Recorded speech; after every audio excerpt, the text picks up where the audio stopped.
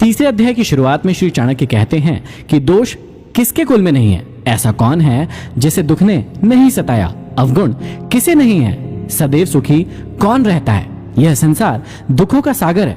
इस संसार में एक भी ऐसा व्यक्ति नहीं है जिसे दुख ना हुआ हो।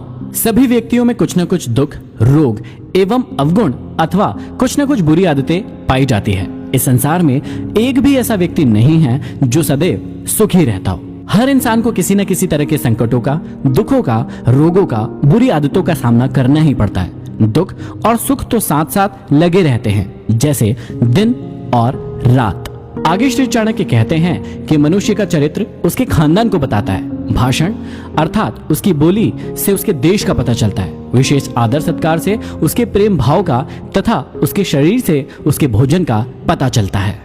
आगे श्री चाणक्य समझाते हैं कि कन्या का विवाह अच्छे कुल में करना चाहिए, पुत्र को विद्या के साथ जोड़ना चाहिए, दुश्मन को विपत्ति में डालना चाहिए और मित्र को अच्छे कार्यों में लगाना चाहिए। श्री चाणक्य समझाते हैं कि अपनी पुत्री का विवाह वर पक्ष के खानदान को अच्छी तरह परख कर ही करना चाहिए। वह अपने पुत्र को अच्छी और उच्च शिक्षा प्रदान करना चाहिए। यदि शत्रु निकट आ जाए तो उसे विपत्ति में डाल दे और अपने प्रिय मित्र को हमेशा अच्छे और महत्वपूर्ण कार्यों में लगा कर रखें। आगे समझाते हैं कि दुर्जन और सर्प के सामने आने पर सर्प का वरण करना उचित है, ना कि दुर्जन का, क्योंकि सर्प तो सिर्फ एक ही बार डसता है, लेकिन दुर्जन व्यक्ति आपको कदम कदम पर बार बार डसता ही रहता है। इसलिए इस बात का हमेशा ध्यान रखें। राजा खानदानी लोगों को ही अपने पास एकत्र करता है, क्योंकि कुलीन अर्थात अच्छे खानदान वाले लोग प्रारंभ में, मध्य में और अंत में राजा को किसी भी दिशा में नहीं त्यागते हैं।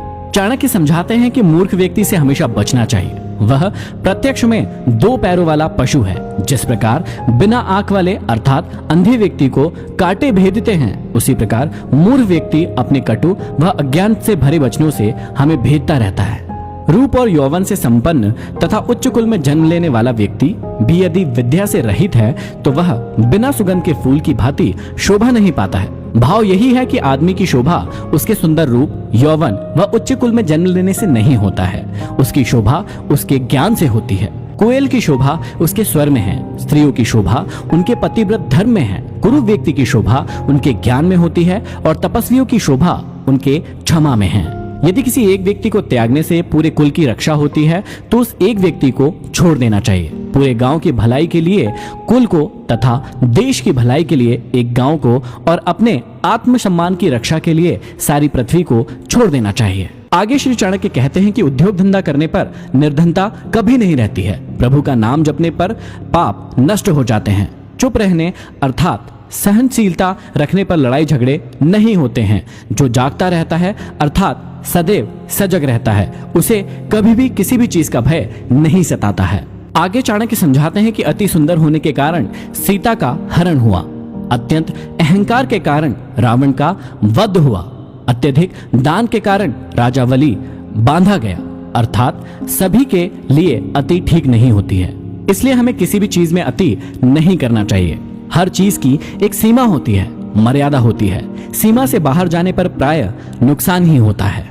आगे चाणक्य समझाते हैं कि समर्थ को भार कैसा, व्यवसाय के लिए कोई स्थान दूर क्या, विद्वान के लिए विदेश कैसा और मधुर वचन बोलने वाले के लिए शत्रु कौन।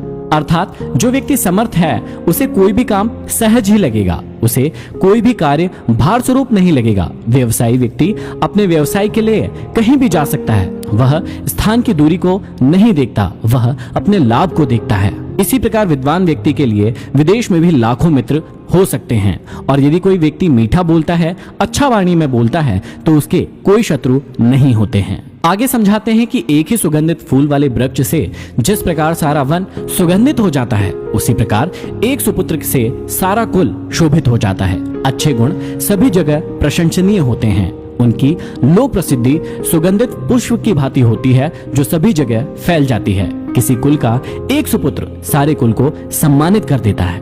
आगे कहते हैं कि आग से जलते हुए सूखे वृक्ष से सारा वन जल जाता है, जैसे कि एक कुपुत्र से सारे कुल का नाश हो जाता है। कुल का विनाश करने के लिए एक ही कुपुत्र काफी होता है। ठीक उसी प्रकार जैसे एक जलता हुआ वृक्ष पूरे वन को जलाकर खाक कर देता है।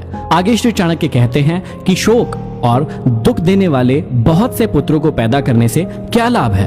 कुल को आश्रय देने वाला एक ही पुत्र सबसे अच्छा होता है। जैसे महाभारत में धृतराष्ट्र के 100 पुत्र थे, पर सभी ने उन्हें दुख ही पहुंचाया। वे सभी महाभारत युद्ध के कारण बने, जबकि 5 पांडवों ने धर्म के मार्ग पर चलकर विजय प्राप्त की और वंश का नाम सुशोभित किया। आगे समझाते हैं कि पुत्र से 5 वर्ष तक प्यार करना चाहिए, उसके बाद 10 वर्ष तक उसे दंड आदि देते हुए अच्छे कार्यों की ओर लगाना चाहिए। 16वां साल आने पर मित्र जैसा व्यवहार करना चाहिए। संसार में जो कुछ भी भला बुरा है उसका उसे ज्ञान कराना चाहिए। इस प्रकार एक पिता अपने पुत्र के जीवन को भली भांति संवार सकता है और उसे गलत मार्ग पर बढ़ने से रोक सकता है। आगे चाणक्य समझाते हैं कि देश में भयानक उपद्रव होने पर, शत्रु के आक्रमण के समय पर, भयानक अकाल के समय दुष्ट का साथ होने पर जो भाग जाते हैं वही जीवित रहता है। मतलब समझने का तात्पर्य यह है कि यदि ऐसी कंडीशन आपकी लाइफ में आती है